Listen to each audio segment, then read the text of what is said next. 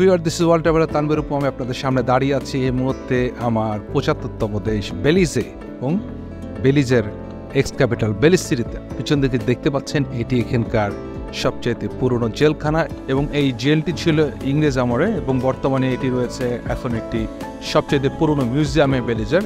এখানে রয়েছে বেলিজের হিস্টোরি এবং এখানে মায়া সভ্যতার জিনিসপত্র রয়েছে এখানকার ঐতিহাসিক যে জিনিসপত্র, সেই ছাড়াও এখানকার মানুষের লাইফস্টাইল কী করে তাদের এখানে জামাইকা থেকে আনা হতো, এই জিনিসগুলোর সাথে রয়েছে এখানকার নানান ধরনের পাখি, পোকামাকড়, অনেক কিছু।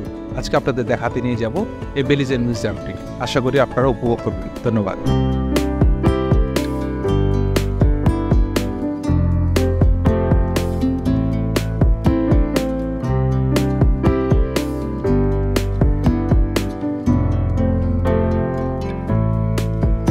আপনারা দেখতে পাচ্ছেন এখানে কত লোক, এরকম একটি নৌকাতে করে তাদেরকে নিয়ে আসা হতো জামাইকা থেকে। এখানে যেটা রাইট ডাউন আছে ৩৫০ জন স্লেভ তাদেরকে নিয়ে আসার অনুমতি থাকলেও তারা কি করতো, এখানে ৮০০ জন আফ্রিকান ম্যান, উইমেন, চিলড্রেন, সব কিছু একসাথে নিয়ে আসতো এবং তাদেরকে ঠিক এভাবে রাখা হতো। ইভেন কি তারা এখানে পেশাব পায়খানা এরকমভাবেই একই জায়গায় করতো, ওখানেই শুয়ে থাকতো এবং তারা একটা পর্যায়ে এখানে আস্তে আস্তে এই বেলিজে জামাইকা থেকে বেলিজে আস্তে আস্তে অনেকে মারাও যেত। এবং তারপরে এখানে দেখেন যে এখানে রাখা হচ্ছে ফাঁসির দড়ি, তাদেরকে এখানে স্লেভদেরকে এভাবে নেশে ফাঁসিতেও ঝুলানো হতো আর কি। মানুষ কত নির্দয় ছিল, কত পাষাণ ছিল আগেকার যুগের মানুষরা। এইসব না দেখলে পরে, এরকম মিউজিয়ামে না ঘুরলে পরে আপনারা বুঝতে পারবেন না যে মানুষের হিস্ট্রিটা কত করুণ ছিল।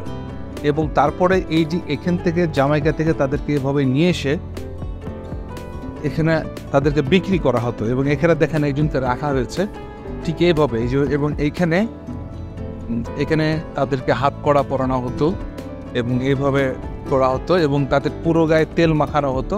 তেল মাখে ঠিক পশুকে যেভাবে বিক্রি করে ঠিক এভাবে এই মানুষগুলোকে তারা বিক্রি করতো। যেন সম্পূর্ণভাবে দেওয়া রয়েছে এবং এখানে আর কিছু মানুষের হিস্ট্রি দেওয়া রয়েছে। এখানে খুবই চমৎকার এই মিউজিয়ামটি। এটা একসময় কারাগার ছিল এবং এখানে দেখানো হয়েছে যে মানুষের নির্যাতনের কিছু চিত্র এবং সেই সময়কার এই যে এখানে একটি ইংরেজদের সে সময় যখন তারা শাসন করতো, অ্যাকচুয়ালি বেলিজের নাম ছিল ব্রিটিশ হন্ডুরাস। এটি 1900, আমি ঠিক মনে করতে পারছি না, সম্ভবত 1981 কি 82 সালে এটা স্বাধীন হয়েছে। এর আগে এটা ব্রিটিশরা শাসন করতো এবং সে সময় তার একটা বন্দুক দেখতে পাচ্ছেন এখানে, তাদের তবলা, তারা গান বাজনা করতো যেহেতু তারা গান খুব পছন্দ করে। এবং আপনাদেরকে একটি জিনিস দেখাতে নিয়ে যাব এখন, যে এই সে সময়কার ইংরেজরাই যে এখানে ক্রিকেট ব্যাট, যেহেতু আমরা বাংলাদেশিরা ক্রিকেট অনেক ভালো, ক্রিকেটের ব্যাট দেখতে পাচ্ছেন এবং এটা লেখা আছে 13th century 1787 and the cricket bat 1950. It was long time. এই দেখতে পাচ্ছেন এবং আপনাদেরকে এখানে দেখানোর চেষ্টা করব স্লেভদেরকে যেভাবে মারা হতো। চাবুক দেখতে পাচ্ছেন।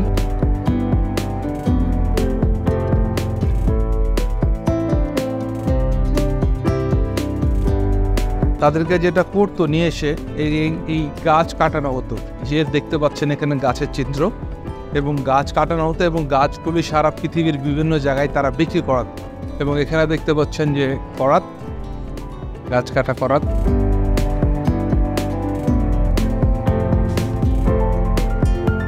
এখানে আরেকটা জিনিস দেখানো হয়েছে, বেশ অন্ধকার জায়গাটি, তাই জানি না দেখতে পাচ্ছেন কিনা, ঠিক স্লেভগুলোকে ঠিক এভাবে নিয়ে আসা হতো, হাত বেঁধে কাঁধেই করে।